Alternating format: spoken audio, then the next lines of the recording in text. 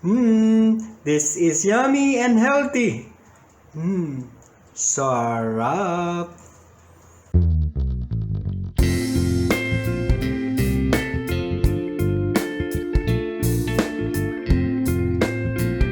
Hello, how are you?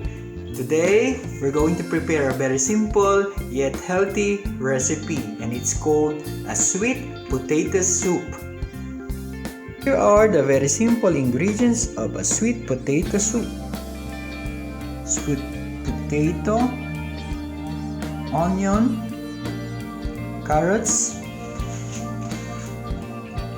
vegetable powder, 1 tablespoon, salt and pepper, and parsley.